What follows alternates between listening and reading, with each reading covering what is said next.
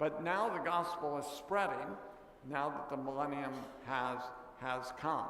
It's spreading to all the nations. And then, what about the resurrection that we read about, right? It says that the believers came to life and they reigned with Christ, for 1,000 years.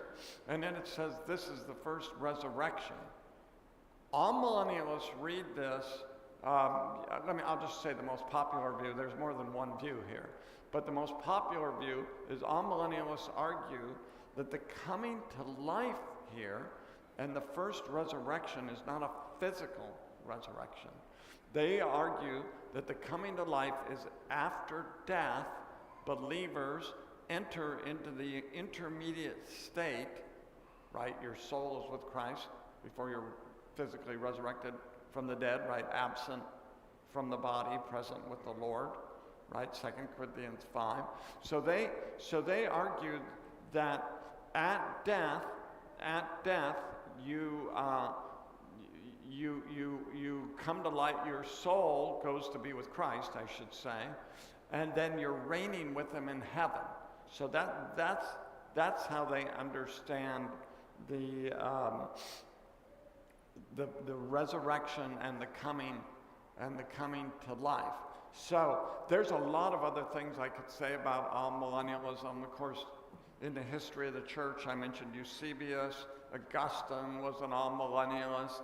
Most Presbyterians they're either post-millennial, but they're mainly amillennial. That's probably the most popular view.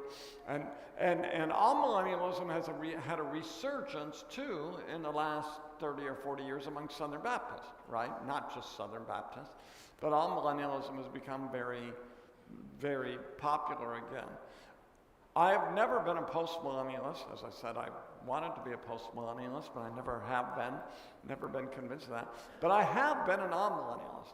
And I'm actually in print. I've actually written 2 commentaries on Revelation.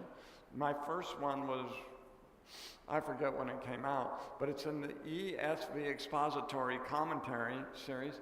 And in that volume, I am an amillennialist. However, I'm no longer an amillennialist. So, I changed my mind.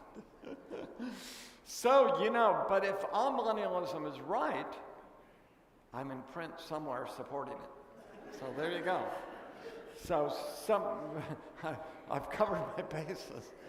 But I'm not an amillennialist anymore, and I'll explain that briefly. So the third view is the premillennial view. Remember, millennial means 1,000. Pre, right, there's post-millennial. Jesus comes after the 1,000 years. Premillennial means Jesus comes before the 1,000 years. That's when He returns. So that's the view I hold, and that also has a long history in the church. I mentioned Papias. If you know, it doesn't matter these names, but Justin Martyr, Irenaeus, right? Many of the early church fathers were premillennial. So we're just looking at this text, because obviously there's a lot of other verses we could look at, right? But if you just look at these verses, what about the binding of Satan? Premillennialists argue, and I think this is right, that the binding is total, right? Remember, for all millennialists, Satan is bound so that the gospel can go to the nations. But premillennialists say that this language is too comprehensive to be only that. Because what does it say? He seized the dragon, bound him, he threw him into the abyss, he closed it, and put a seal on it. So the premillennial view is that Satan has no activity during this millennial period. By the way, in the premillennial view, you could hold that 1,000 years are a literal 1,000 years, or it could be just a long period of time. Either way, right? Premillennialists actually differ on that. Probably most think it's a literal 1,000 years. So I think that view is right. I think this is talking about a complete cessation of Satan's activities during the millennium. So that strikes me as persuasive. Then secondly, even stronger to me, when it says in verse 4, they came to life and reigned with Christ for 1,000 years, and the rest of the dead did not come to life until 1,000 years were completed. So who's the rest of the dead? That's unbelievers, right?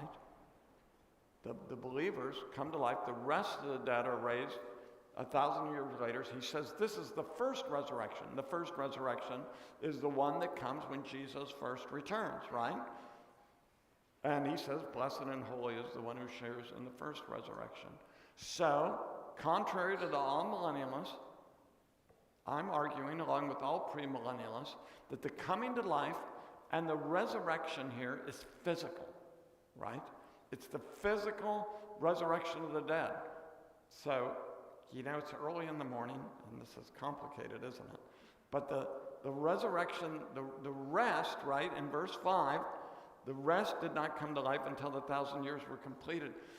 All millennialists agree that that's a physical resurrection. But do you see, that's a huge problem for their view. Because the all-millennials want to say the first resurrection is spiritual, but the next, the 1,000 years later, is physical. But they're changing the meaning of the term, right? Right, when the verses are right next to each other. That's a very unlikely reading, right? So I'm arguing, along with all other premillennialists, I'm arguing that coming to life and reigning with Christ is the resurrection of the dead. Here's another point I want to make. I think it's a very strange idea. It's a very strange idea in the all-millennial view that the vindication of the saints is the intermediate state instead of the resurrection of the dead. Because if you read the New Testament, the vindication of the saints is finally in our resurrection.